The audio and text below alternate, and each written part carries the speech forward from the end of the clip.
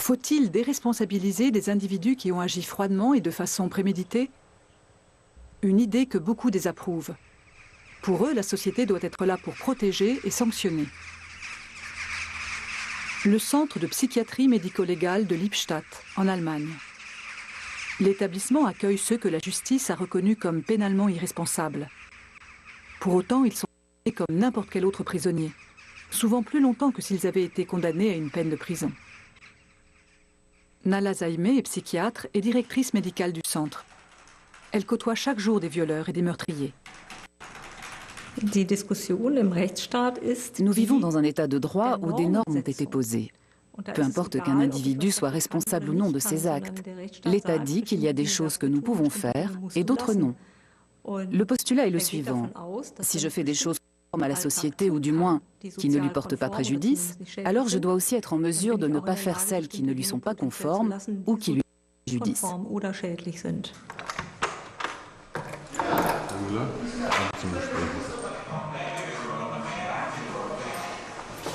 Monsieur Müller, le nom est un pseudonyme, a commis un second délit. Après avoir examiné son dossier, Nala Zaime va le questionner à plusieurs reprises afin d'évaluer son profil psychologique. Monsieur Müller a violé une femme. Pour comprendre ce qui se passe dans sa tête, le docteur Zaime ne recourt pas à l'imagerie médicale, mais à sa seule expérience. Bonjour, Monsieur Müller, je suis le docteur Zaime, prenez place.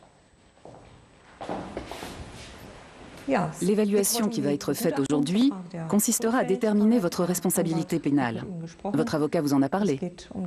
La question est de savoir si vous présentez un trouble psychique qui aurait pu entraîner une diminution de votre responsabilité au moment du délit. Comment étiez-vous enfant? Quelle éducation avez-vous reçue? Étiez-vous rebelle ou obéissant? Faisiez-vous beaucoup de bêtises?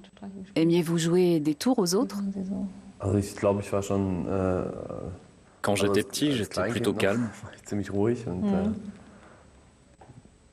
Je ne posais pas de difficultés particulières à mes parents. Et en grandissant, je suis devenu de plus désobéissant. Je me rebellais contre l'autorité. Comment étiez-vous puni? Je recevais des coups, des coups de ceinture. Qui les donnait? La plupart du temps, mon père. Ma mère n'aimait pas trop faire ça. Elle me battait aussi, mais pas très souvent. Comment réagissiez-vous?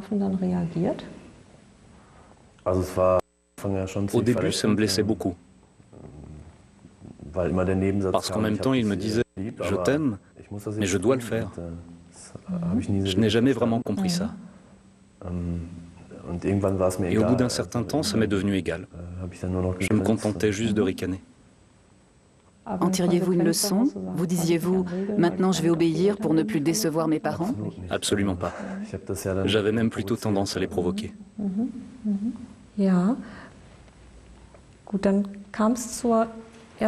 Puis, vous avez commis un premier délit pour lequel vous avez été condamné.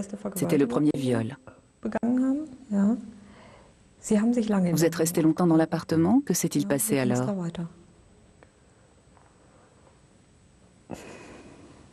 À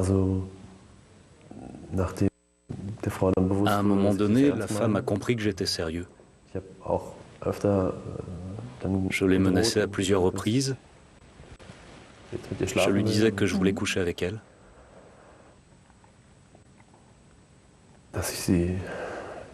Et que si elle n'obéissait pas, j'allais la saigner.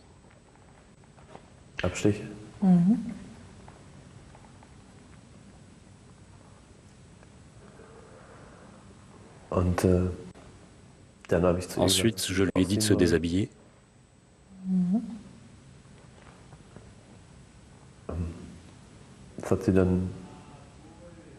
Elle a fini par le faire après plusieurs menaces.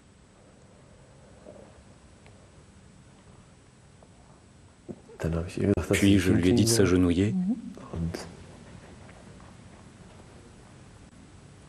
Et je l'ai pénétré par derrière. Est-ce que ça s'est passé comme vous vous l'étiez imaginé?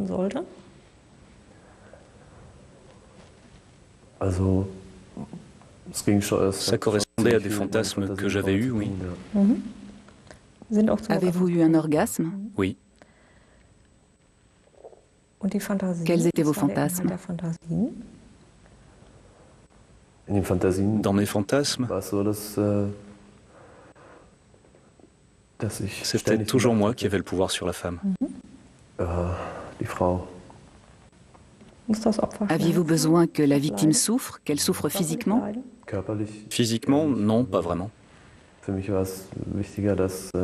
Pour moi, c'était plus important qu'elle ait une souffrance psychique, qu'elle sente qu'elle n'a plus le contrôle.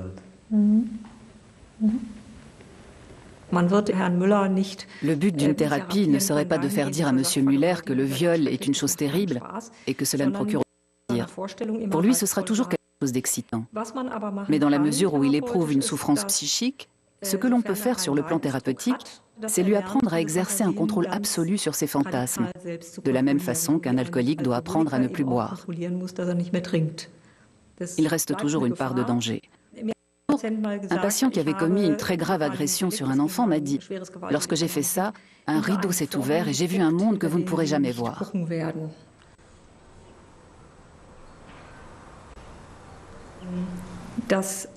Le criminel agit et évolue dans un monde intérieur qui n'a rien à voir avec le monde extérieur normal. Et c'est un monde qu'il ne peut pas faire disparaître.